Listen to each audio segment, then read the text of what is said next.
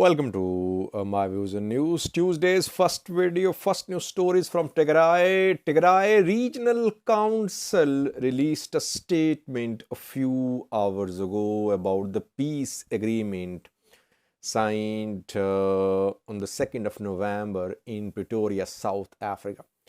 Most of statements from Tigray side in recent months, in the last 2 years, have been from Tigray External Affairs Bureau, from Tigray Regional Government, Tigray Military Command. But yesterday, Tigray Military, not Tigray Military Command or Tigray External Affairs Bureau, but Tigray Regional Council issued a statement about the peace agreement. Why?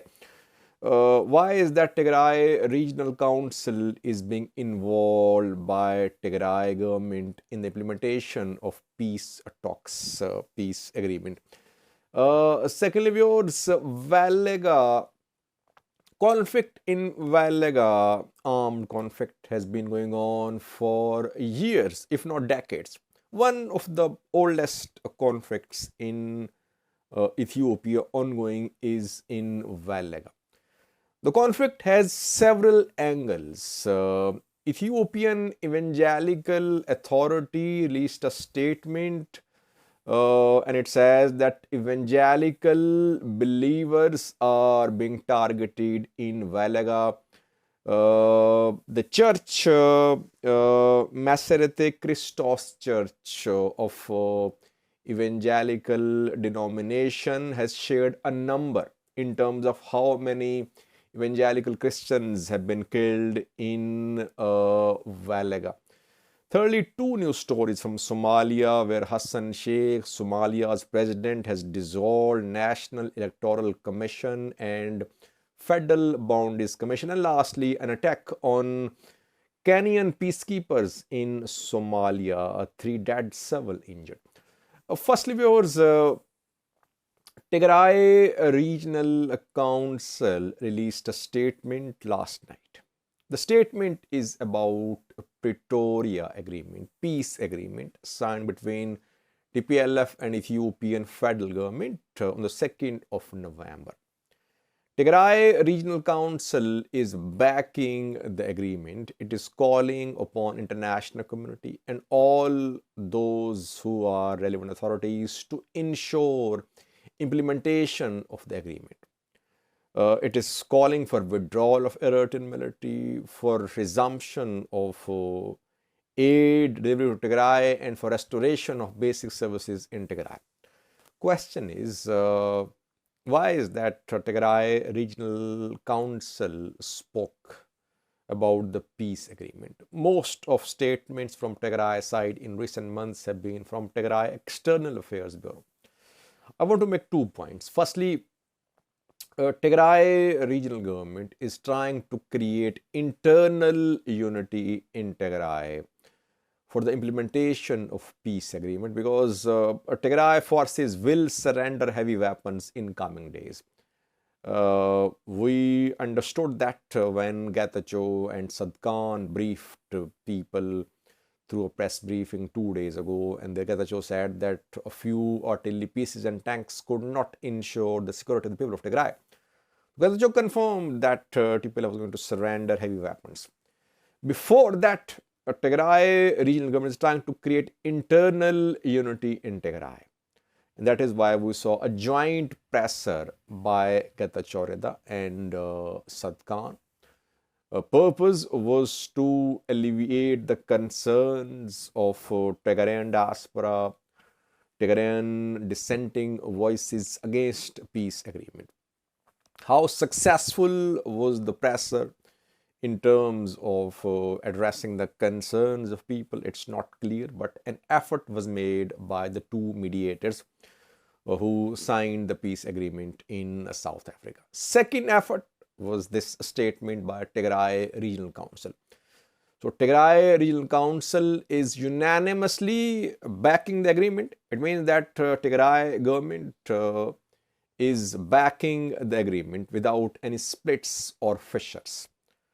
Again, an attempt by Tigray government to create internal unity, because implementation will involve disarmament, maybe installation of interim setup in Tigray too. Another important point is that Tigray Regional Council is not a legitimate body for Ethiopian federal government. Ethiopian Parliament declared September 2020 regional election in Tigray as null and void. So Tigray Regional Government, Tigray Regional Council are unrecognized by Ethiopian federal government. But the bodies, the authorities in Tigray, they are backing the peace agreement. So far, no splits, no fissures, which is very encouraging. Secondly, was the Wellega, Western Oromia, stronghold of Oromo Liberation Army. Conflict in Wellega ongoing for years, if not for decades. The conflict has several angles, several faces, and Ethiopian religious body has released a statement about deaths of evangelical Christians in Wellega. Maserete Christos Church, which is evangelical institution in Ethiopia, issued the statement a few days ago. And the church says that in Wellega, 348 evangelical Christians have been killed. No time frame has been shared by the authority about when were they killed. But the church, evangelical church, is claiming that evangelical Christians are being targeted because of their religious beliefs. As I said earlier, conflict in Wellega has several angles. We cannot say it's just an ethnic conflict between Oromos and Amharas. We can't say it's just a religious conflict. It's territorial conflict as well, political conflict too. It has several angles, and all these sides of the conflict indicate that it's a complex conflict. It's not just OLA versus government, OLA versus federal or regional government of Oromia, federal government of Ethiopia. The conflict has more than one angles. It can only be resolved by starting a dialogue involving all players. Amhara region should be involved too, religious leaders too, Oromo Liberation Army, federal government, regional government. A joint effort to resolve the issues in Wellega can succeed. Talks between OLA and government can work, but other players should be involved too. Lastly, viewers, two news stories from Somalia. Firstly, National Election Commission of Somalia has been dissolved. Federal Boundary Commission has also been dissolved by Hassan Sheikh, Somalia's elected president, elected in May this year. Hassan Sheikh said that the two commissions were formed in a violation of constitution, and new commissions will be formed now. The decisions will have far-reaching implications. Constitution of new electoral commission could be a matter of dispute. We have seen that in Somaliland, that constitution of electoral commission was delayed. It led to delay in the holding of presidential election. Election was due to be held in November, on the 13th of November in Somaliland. But the election delayed for almost 9 months.